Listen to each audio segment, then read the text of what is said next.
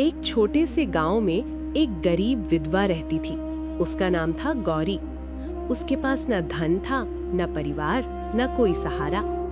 उसके पास अगर कुछ था तो सिर्फ एक छोटी सी मूर्ति, कृष्ण की। गौरी उस मूर्ति को भगवान नहीं मानती थी।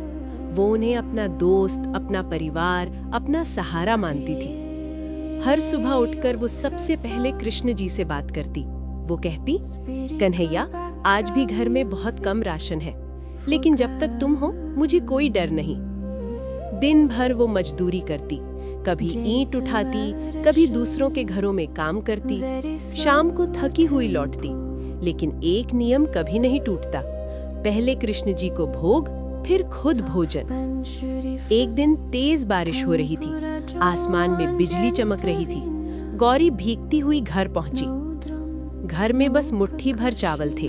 उसने थोड़ी सी खिचड़ी बनाई और पहले कृष्ण जी को भोग लगाया।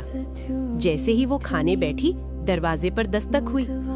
दरवाजा खोला तो सामने एक बूढ़ा साधु खड़ा था, भीगा हुआ, कांपता हुआ, भूखा। गौरी ने बिना एक पल सोचे अपनी पूरी खिचड़ी उस साधु को दे दी। साधु ने तृप्त होकर भोजन किया और चुपचाप चला गया। अब घर में कुछ भी नहीं बचा था। गौरी बेहद थक चुकी थी।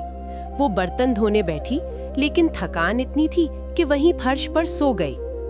रात के गहरे सन्नाटे में घर के अंदर हल्की नीली रोशनी फैलने लगी। वही साधु अब अपने असली रूप में खड़े थे, कृष्ण। मोरपंख, पीतांबर, हाथ में बांसुरी, चेहरे पर दिव्य मुस्कान। उन्होंने गौरी के हाथों में पड़े छाले देखे, उसकी थकी हुई सांसें सुनी, और फिर भगवान स्वयं घुटनों के बल बैठ गए।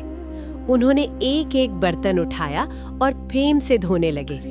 धीरे से बोले, जिसने मेरे लिए अपना सब कुछ दे दिया, क्या मैं उसके लिए इतना भी नहीं कर सकता? पूरे घर में दिव्य प्रकाश फैल गया। सुबह जब गौरी उठी तो उसने देखा सारे बर्तन चमक रहे थे।